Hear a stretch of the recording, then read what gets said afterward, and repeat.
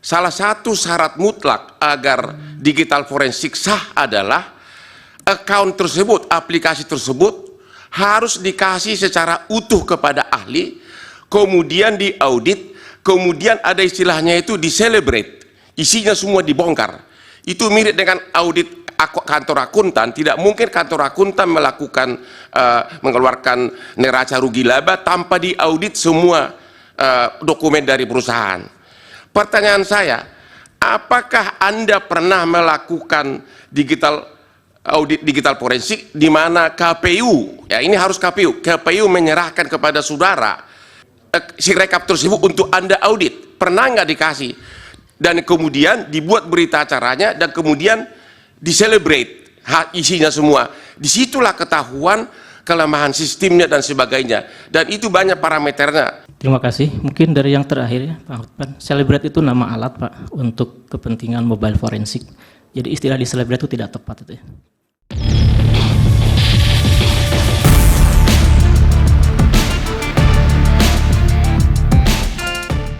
Kemudian yang kedua, analisis terkait dengan aplikasi mobile. Ya.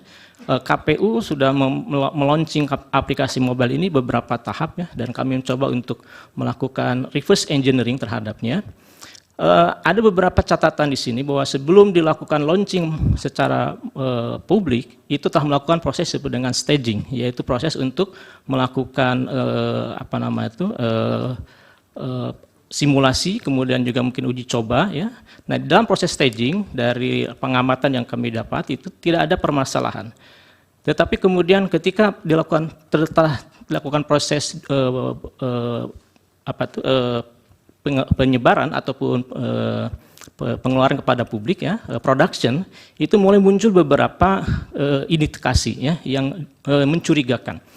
Antara lain itu bahwa pada staging awal, ya, ketika dilakukan uji coba, itu masih tercatat bahwa satu akun user yang diwakili oleh username, email maupun password itu hanya dimiliki oleh KPPS dan KPK atau PPK, ya.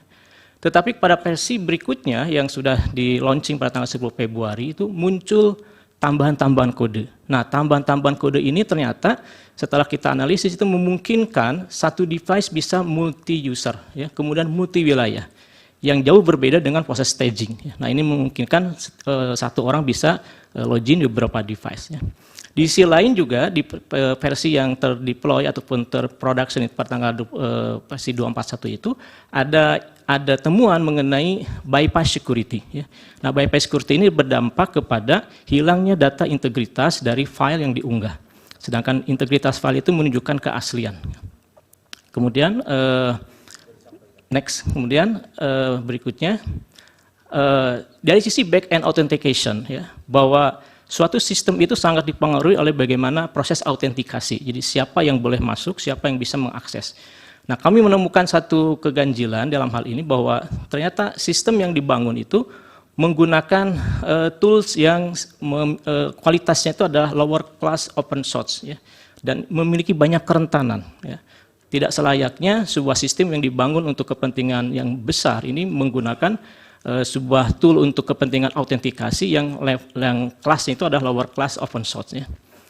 Nah, seharusnya memiliki satu rujukan kepada sistem yang kepada teknik ataupun tool autentikasi yang lebih valid, yang lebih terjaga, terjamin. Pak Yudi, dari kuasa hukum ada yang mulia. Terima kasih. Soal Sirekap ini kadang-kadang sering dikecilkan sebagai hanya alat bantu.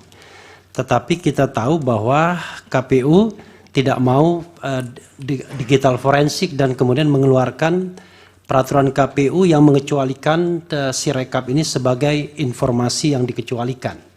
Ini fakta yang menarik. Kemudian dari diskusi Sirekap dan juga pemaparan ahli, kita tahu bahwa banyak sekali masalah dengan Sirekap ini. Ada temuan misalnya 154.541 perbedaan waktu pemindaian misalnya. Saya mendengar tidak hanya 154.000 sekian itu, karena memang Sirekapnya akhirnya ditutup. Ada yang mengatakan sampai 400.000 kali dan lain sebagainya untuk menggambarkan kacaunya Sirekap. Tapi persoalannya adalah yang surprise itu adalah kenapa Sirekap yang kacau itu tiba-tiba confirm sama hasilnya dengan hitung jenjang manual. Sama-sama 58%. Kan logikanya kalau satu kacau nggak mungkin sama dengan yang benar kan? Itu satu yang harus dijawab. Kemudian sejak kapan ahli melihat pertama kali komposisi 24%-an ya, 58%, kemudian 17%-an itu di dalam Sirekap. Dan tadi kan ada presentasi yang mengatakan tidak berubah dari awal sampai akhir. Awalnya kapan, akhirnya kapan, dan terhadap angka yang berapa persen. Termasuk ketika ada perubahan-perubahan yang ratusan kali, kenapa tidak berubah juga 58% itu? Itu yang menarik juga. Kemudian tadi tidak eksplisit sebenarnya, kita menginginkan potensi-potensi kecurangan yang bisa dilakukan dengan Sirekap ini. Karena terus terang yang mulia kami menganggap bahwa Sirekap itu alat pandu memang. Alat bantu, tapi alat bantu kecurangan. Itu saja, terima kasih. Ini yang terakhir apa pertanyaan atau pernyataan ini? Saya kan tanya potensi kecurangannya di mana, karena dalam dalil kami itu alat bantu memang, tapi alat bantu kecurangan. Iya. Berarti bukan pertanyaan ya. Yang terakhir tidak usah dijawab nanti. Ada pertanyaannya kan potensi-potensi kecurangan di Sirekap itu. Oke. Masih ada tambahan pertanyaan? Ada. Saya bantu Pak Refli majelis. Pertanyaannya adalah apakah Sirekap menjadi alat bantu kecurangan? Jadi pertanyaan ini bukan pernyataan karena ada apakah, gitu ya, Pak. Saya mulai masuk di pertanyaan paling akhir di kesimpulan. Ini berarti slide-nya itu di 31. Slide 31. Halaman di sini halamannya 16 ya. Ya. Ahli menyimpulkan ada sistem yang integritasnya dan kehandalannya rendah. Dan sistem dan kehandalan, integritas dan kehandalan rendah ini menyebabkan sistem rekapitulasi itu mengalami keganjilan. Nah, tadi sudah disebutkan, kalau itu ada keganjilan, berapa jenis keganjilan yang ditemukan berdasarkan forensik yang dilakukan oleh saksi. Misalnya, oleh ahli. Misalnya, 1. C-hasil itu kan harusnya mempunyai metadata. Apakah metadata ditemukan dalam Sirekap atau dalam studi forensik Anda bisa menemukan itu tapi ternyata tidak ada. Pertanyaan kedua, kalau metadata tidak ada di C-hasil, kita tidak bisa memastikan originalitas dari C yang akan dipakai dalam penghitungan rekap manual. Kenapa begitu? Karena yang namanya Sirekap ini tadinya kan ingin ditempatkan sebagai instrumen untuk mengontrol rekap manual itu. Tapi kemudian karena dia mengalami masalah, kemudian dianggap fake. Tapi seharusnya kan dia mengontrol itu. Nah, kalau tidak ada metadatanya, bagaimana kita bisa memastikan C salinan yang dikirimkan atau dibuat di dalam rekapitulasi manual itu yang otentisitasnya itu memang betul-betul original. Bagaimana memastikan itu? 2. 3. Didapatkan di dark web market ada 204 juta DPT. Dan sampai sekarang tidak ada klarifikasi dari KPU mengenai itu. Dan KPU juga tidak melakukan audit forensik mengenai itu. Apakah tindakan yang dilakukan KPU itu melanggar, dapat dikualifikasi melanggar prinsip-prinsip jujur dan adil? Ini ada bagian yang menarik sekali. Ternyata masing-masing KPPS dan PPK itu mendapatkan mobile apps. Begitu ya. Dan dari hasil penelusuran saksi, ada ahli, maaf, itu tiba-tiba mobile apps-nya itu ada fitur yang berbeda, itu di halaman 15. Ya betul, 15-16 ini. Ada fitur yang masuk berbeda, yang menyebabkan tadi dalam istilah ahli itu satu orang bisa lodging beberapa device. Dan ini kan kecurangan potensinya ada di situ. Dari pihak terkait silakan. Saudara Hotman yang akan bertanya. Silakan Pak Hotman. Saudara ahli, dalam praktek sampai Mahkamah Agung, agar audit dari ahli digital forensik memenuhi syarat, diperlukan berbagai persyaratan. Salah satu contoh kasus terbesar akhir-akhir ini adalah kasus narkoba Jenderal Teddy Minahasa, di mana saya sebagai salah satu kuasa hukumnya. Pada waktu itu ada 2 ahli digital forensik. Salah satu pertanyaan pertama adalah, apakah saudara ahli punya sertifikat internasional sebagai ahli digital forensik? Itu pertanyaan pertama. Karena di pengadilan umum itu kalau Anda tidak punya, Anda tidak diakui.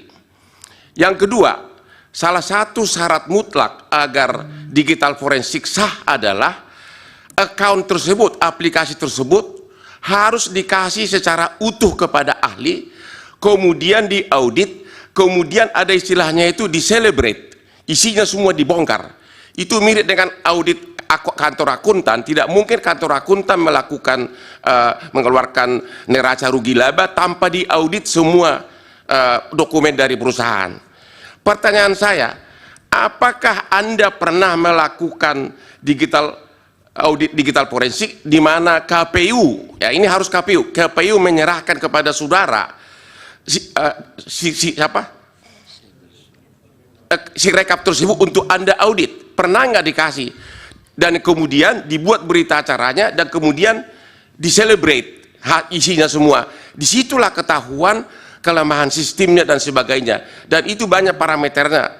Pertanyaannya, apakah Anda itu hanya membuat kesimpulan dari publikasi-publikasi di media dan tuduhan-tuduhan saja, sepotong-sepotong, tanpa pernah melakukan celebrate atau digital forensik utuh isi dari si rekap tersebut? Terima kasih.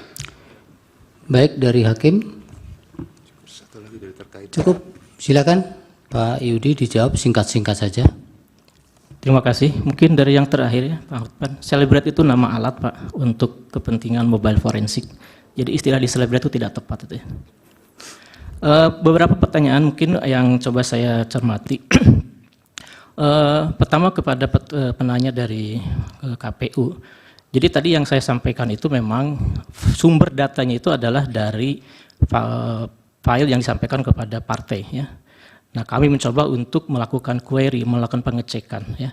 Memang tidak melakukan apa yang disebut dengan pengecekan berjenjang. Jadi dalam prinsip kami karena sudah terdigitalisasi semua mekanisme, seharusnya hal-hal semacam itu tidak lagi terjadi ya. Jadi berkaitan dengan DPT tadi ya. Jadi kami mencoba melakukan analisis itu berdasarkan file yang disampaikan kepada partai, kemudian kita coba lakukan searching, filtering berkaitan dengan beberapa field ya, dan kemudian ketemulah angka seperti itu. Jadi memang tidak melakukan verifikasi secara faktual ya. Kemudian yang terkait dengan, sekali lagi mungkin kembali ke Pak Hotman ya. Jadi yang saya sampaikan itu adalah pola pikirnya Pak, pola pikir digital forensik ya. Jadi kami dalam paparan ini tidak menyatakan bahwa kami melakukan aktivitas digital forensik. Karena memang kalau digital forensik secara resmi itu harus ada request, harus ada banyak prosedural ya. Nah, yang kita lakukan itu adalah berdasarkan data dan fakta yang ada ya. Kami tadi menampilkan source code. Dari mana source code itu? Dari yang terpublikasi sebenarnya. Siapapun bisa sebenarnya, karena itu bisa didapatkan secara langsung di dalam publik ya. Orang-orang IT saya kira mengerti betul apa yang disebut dengan web scraping, apa yang disebut dengan JSON ya, itu hal yang sudah biasa dilakukan. Jadi secara prinsip kita tidak melakukan digital forensik ya. Dan kalau berkaitan dengan kompetensi, alhamdulillah saya sudah hampir 20 tahun bergelut dalam dunia digital forensik, punya S2 digital forensik, S3 pun juga digital forensik. Kalau untuk masalah sertifikasi, dulu pernah mengikuti beberapa sertifikasi. Terima kasih. Kemudian berkaitan dengan dari Bang Refli dan Pak Bambang, mengenai kapan mulai terdeteksi angka itu. Jadi kalau kita membuka satu situs, nama itu adalah web archive atau arsip internet itu, maka kita bisa melihat pada tanggal 14 Februari jam 18 itu ada saat pertama kali Sirekap itu muncul datanya. Jadi dalam WIB itu kurang lebih sekitar jam 18.30. Nah, angka yang muncul itu sudah di angka 57, kalau tidak salah ya, 20 sekian untuk 01, 57 untuk 02, kemudian 03 pun ada di angka itu. Ya. Nah, angka ini tidak banyak berubah. Bahkan ketika saya sampaikan, ketika ada pernyataan mengenai ada kesalahan terkait dengan 154.000 TPS, itu ternyata tidak berdampak. Ya. Logikanya ketika proses verifikasi, ketika data itu masuk ya, maka tentunya proses validasi itu akan bergerak dengan cepat, dinamis ya. Nah, dinamis itu tentunya akan juga berdampak kepada pergerakan angka. Dan saya kira itu pernah terjadi pada kalau ada publikasi-publikasi hasil itu selalu ada pergerakan angka ya. Nah, pergerakannya tidak terlihat seperti itu. Kemudian kenapa yang muncul di Sirekap dengan yang berjenjang ini sama ya. Justru itulah yang menjadi pertanyaan, kenapa yang sama ya. Jadi ketika ada permasalahan di Sirekap kemudian dikonfirmasi dengan berjenjang, ternyata kok sama gitu ya. Nah, itu justru yang harusnya nanti menjadi kewenangan dari mungkin majelis atau siapapun memerintahkan untuk kepentingan audit, untuk memeriksa betul kenapa kok bisa seperti ini gitu.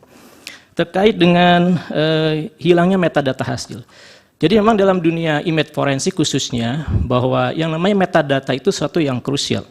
Metadata itu akan memberikan identitas mengenai keaslian orisinilitas suatu objek. Ya. Dalam hal ini kalau saya gambar diunggah maka akan ada metadata. Di situ akan cerita mengenai kapan, kemudian kualitasnya dan sebagainya. Nah, dalam kasus ini kami melihat bahwa ada upaya untuk kemudian mendrop informasi metadata. Dengan hilangnya metadata, maka kemudian kita tidak bisa lagi memverifikasi. Kalau dari sisi aspek hukum forensik, ketika suatu data metadata sudah hilang, kita tidak bisa lagi mengatakan itu sebagai asli, ya, otentis. Ya, kenapa? Karena sudah hilang hal-hal yang menjadi alat ukur mengenai autentikasinya, originalitasnya, gitu. Kemudian terkait dengan bahwa tahun berapa tadi ya, ada DPT yang terpublikasi ya, secara umum di publik ya, mungkin sebenarnya dari satu sisi, apalagi dengan adanya undang-undang PDP, justru yang punya tanggung jawab untuk mengawal, menjaga data-data pribadi, termasuk nama, alamat, itu tentu data pribadi, ada mereka yang memegang data itu, pengelola datanya ya, seperti itu. Nah, seharusnya mereka yang memberikan klarifikasi. Jadi ketika tidak ada klarifikasi, tentunya itu menjadi suatu pertanyaan, kenapa tidak diklarifikasi gitu. Kemudian terkait dengan adanya beberapa ilustrasi mengenai perubahan fasilitas ataupun akses daripada mobile Sirekap. Tadi disampaikan di dalam presentasi bahwa pada tahap awal yaitu staging ya, staging itu ada sebuah istilah di dalam pengembangan aplikasi, tahap untuk konfirmasi desain, konfirmasi segala sesuatunya, dan saat itu tidak ada masalah. Waktu itu kita melihat saat staging ini satu akun KPPS itu satu device ya, seperti itu. Tetapi ketika kemudian muncul versi berikutnya, ada beberapa versi update itu khususnya pada versi 241 itu, kita coba lakukan lagi reverse engineering ya. Jadi kami sampaikan reverse engineering itu adalah sebuah proses untuk kita mencoba mengambil source code yang ada, kemudian kita melihat bagaimana cara kerjanya untuk kepentingan mempelajari prosesnya. Nah, kita menemukan ada beberapa code yang ternyata setelah kita coba terjemahkan kode itu bermakna bermakna memberikan fasilitas kepada satu KPPS untuk bisa juga login di beberapa device dan di beberapa wilayah gitu.